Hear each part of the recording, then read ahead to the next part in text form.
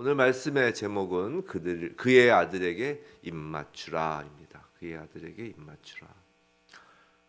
이 시편 2편은 시편 1편과 함께 이 시편 전체의 서론을 구성합니다. 3편부터가 이제 본론이라는 거예요. 이 많은 학자들은 이 시편 1편과 시편 2편을 하나의 시라고 생각합니다. 일단 표제어가 없죠. 다른 시편과 달리 표제어가 없고, 또 시편 1편을 우리가 복으로 시작한 것을 보았습니다. 복이 있는 사람은 이렇게 시작했죠. 원어에서도 복으로 시작합니다. 아셔리 하면서.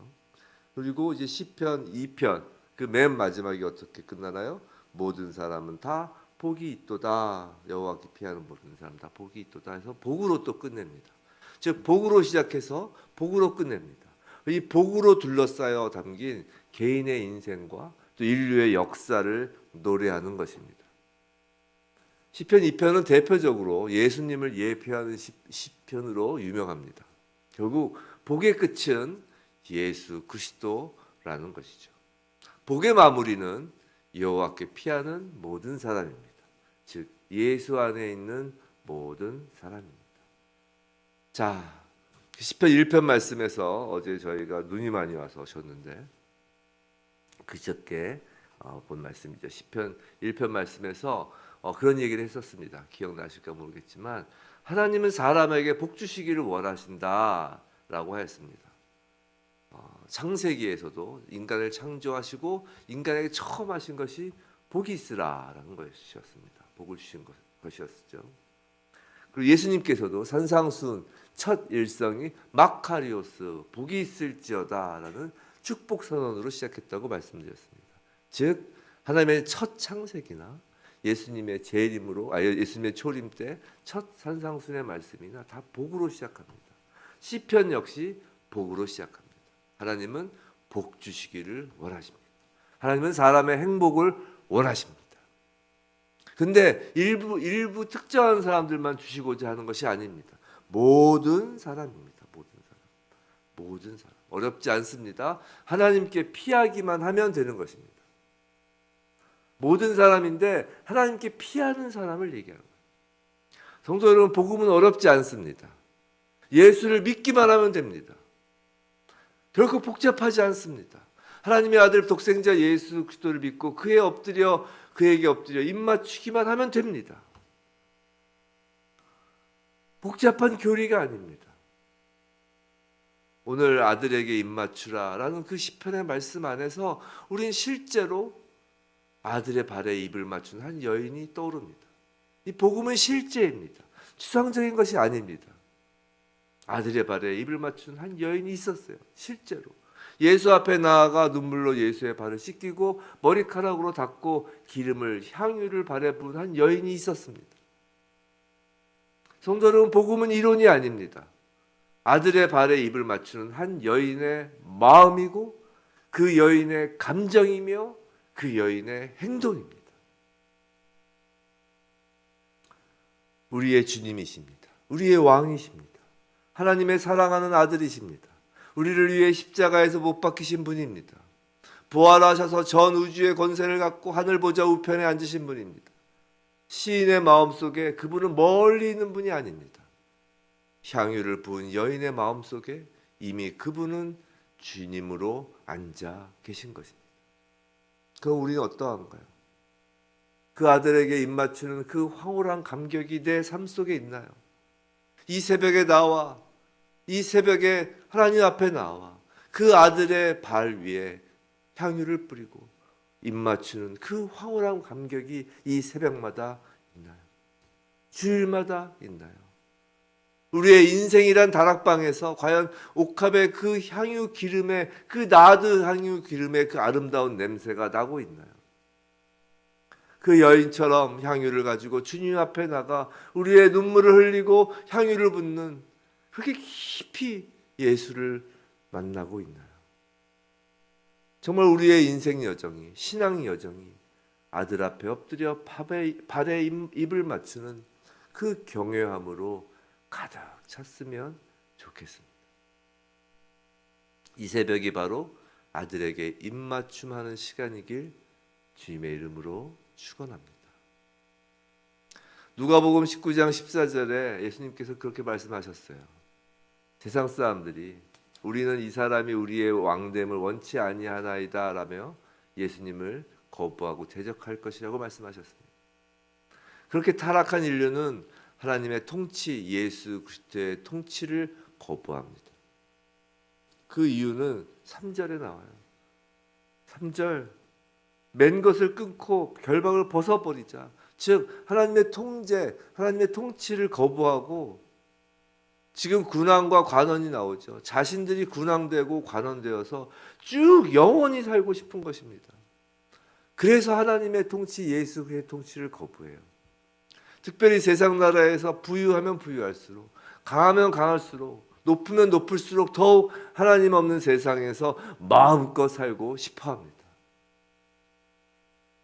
1절, 2절을 보시면 역사적으로 세상의 왕들과 관원들이 하나님과 메시아이신 예수 그리스도를 대적하기 위해 얼마나 열심히 전투를 벌였는지 그 모습을 여실히 보여줍니다.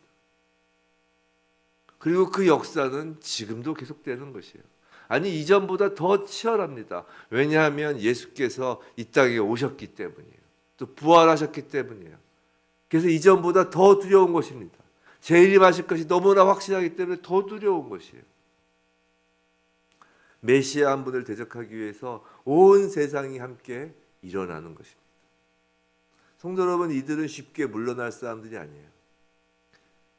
하나님을 대적하는 그 대적의 역사는 아주 오랫동안의 역사를 가지고 있고 아주 그 방법과 그 깊이와 그 집요하고 치밀합니다.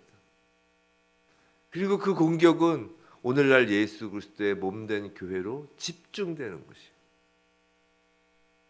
성도 여러분, 교회에게 중립지대라는 없습니다. 안전지대라는 없는 거예요. 이 세상에서. 그런 인간의 교만한 대적을 보시고 하나님은 4절 비웃으시죠. 또 분노하십니다. 그들을 놀라게 하시죠. 어떻게 해요? 당신의 아들을 거룩한 시온에서 왕으로 삼으심으로 그들을 놀라게 하십니다. 이 왕의 통치는 8절 땅끝까지 이르는 세계적인 통치입니다. 자, 육적으로는 다윗의 후손이시지만 영적으로는 하나님의 아들이신 예수 그리스도 메시아의 통치, 이것을 의미하는 것이에요. 왕이신 예수님의 탄생과 고난과 부활로 하나님 나라는 완성된 것입니다. 이제 왕의 손에 철장이 들려 있습니다. 9절이죠. 이 요한계시록은 이 철장과 관련해서 왕의 모습을 참으로 리얼하게 표현합니다. 요한계시록 19장 15절 16절 말씀인데요. 제가 한번 읽어드릴게요. 요한계시록 19장 15절 16절. 그의 입에서 예리한 검이 나오니 그것으로 만국을 치겠고 친히 그들을 철장으로 다스리며 또 친히 하나님 곧 전능하신 이의 맹렬한 진노의 포도주 틀을 밟겠고 그 옷과 그 다리에 이름을 쓴 것이 있으니 만왕의 왕이요 만주의 주라 하였더라. 그 왕이 바로 우리 주님이십니다. 근데 시인의 7절 말씀 안에서 하나님의 우리를 향한 마음이 읽혀지는 거예요. 우리 7절 한번 더 볼게요. 내가 여호와의 명령을 전하노라. 여호와께서 내게 이르시되 너는 내 아들이라. 오늘 내가 너를 낳았도다. 지금 시편 기자의 입술을 통하여 여호와의 명령을 전합니다. 시온에 세웠다 하시는 그 시편 기자에게 여호와의 명령을 전합니다. 하나님이 세우신 시온의 왕은 결코 울고불고 도망치는 모습이 아닙니다. 예수님은 십자가에서, 여기서 시온은 예루살렘 산이죠. 그 예루살렘 산에서 십자가에서 왕의 되관식을 여신 것입니다. 예수님의 왕의 되관식은 십자가였어요. 예수님은 울고불고 도망치지 않으셨습니다. 사망 권세를 이기셨어요. 그 왕의 되관식을 받으며 사망 권세를 이기신 것입니다. 자, 그럼 우리는 어떻게 이 세상에서 살아야 할까요?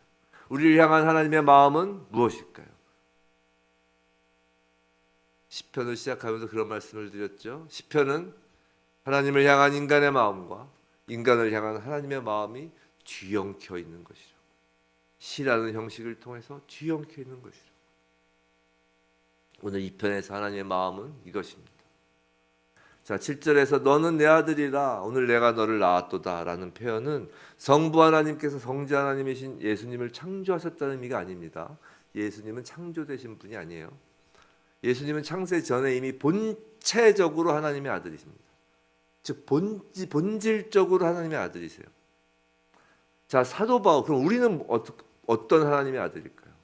우리는 하나님의 자녀이냐면 사도 바울이 어떻게 얘기했냐면 하나님의 자녀됨을, 우리의 하나님 자녀됨을 양자로 표현했어요. 양자. 자, 7절은 이게 의미가 중의적인 의미를 갖고 있는데 이 표현 방식이 양자 삼음의 방식으로 아들을 삼는 것을 지금 표현하고 있어요. 자, 누구를 양자 삼나요? 바로 예수를 믿음으로 예수 안에서 양자된 저와 여러분을 지목하는 거예요. 요한계시록 20장 6절에는 이런 말씀이 있어요. 그리스도와 더불어 왕노릇한다. 우리는 그리스도와 더불어 왕노릇하는 존재라고 기록되어 있어요. 즉 우리는 예수 안에서 하나님의 자녀, 낳게 된 자이고 나음 입은 자이고 예수 안에서 시온에 세워진 왕노릇하는 존재라는 거예요. 이것이 우리를 향한 하나님의 마음이라는 것입니다.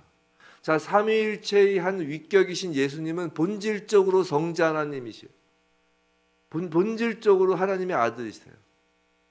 하지만 다윗뿐만 아니라 우리는 하나님의 언약을 통해 입양된 하나님의 아들들입니다. 자녀들이에요. 예수 그리스도가 바로 하나님의 언약의 성취잖아요. 그 성취된 언약을 통해 입양된 하나님의 자녀들입니다. 즉 8절에서 유업과 소유, 즉 하나님의 상속자이고 유업을 받을 자가 바로 저와 여러분인 것입니다. 하나님의 우리를 향한 마음은 나의 사랑하는 아들아, 나의 사랑하는 딸들아 라는 마음인 것입니다. 성도 여러분, 예수께서 세례 받으실 때 장면을 떠올려 보시기 바랍니다. 마태복음 3장 16절 17절이에요. 예수께서 세례를 받으시고 물 위에서 올라오실 때 하늘이 열리고 하나님의 성령이 비둘기같이 내려 자기 위에 임하시죠. 그때 하늘로부터 소리가 있습니다. 말씀하시되 이는 내 사랑하는 아들이요 내 기뻐하는 자라.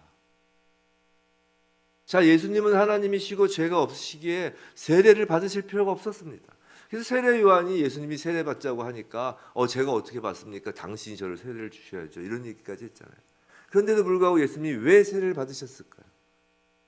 그건 예수님의 십자가 죽음과 부활의 역사에 우리의 죽음과 부활을 연합하시기 위함입니다. 예수님의 그 하나님의 아들 되심에 우리들을 접붙이기 위함이십니다. 예수의 세례와 연합된 우리의 세례를 통해 죄의 아들이었던 우린 죽고 이제 하나님의 아들, 하나님의 자녀로 우린 거듭난 것입니다. 그렇기에 우린 그 크고 놀라우신 하나님을 경외할 수밖에 없습니다. 아들을 내어주시고 우리를 하나님에게 접붙인 그 하나님의 그 놀라우신 그 하나님의 은혜에 경외할 뿐입니다. 아버지를 향해 두려워하는 마음과 함께 한편으로는 즐거워하는 것입니다. 그 크신 사랑 앞에 두렵지 않을 자 없습니다. 그 크신 사랑 안에서 우린 자유하며 즐거워하는 것입니다. 오늘도 우린 자발적으로 주님 앞에 달려가 엎드려 그분의 발에 입맞춥니다. 아들인 우리들은 이제 위급할 때마다 아버지의 넓은 등 뒤에 피할 수 있어요. 하나님이 우리의 아버지이신 복, 그것이 하나님께서 우리에게 주시고자 하시는 복입니다. 그 복 이외에 더 필요한 것이 있을 수 있나요? 아버지의 등 뒤에 피할 수 있는 그 복, 하나님의 자녀되는 그 복, 예수와 함께 왕노릇한 그 복, 주님 이외에 더 필요한 것이 있나요? 우리 모두 부디 날마다 주님 안에서 하나님의 자녀로서의 그 복을 풍성히 누리는 저와 여러분에게 주님의 이름으로 축원합니다.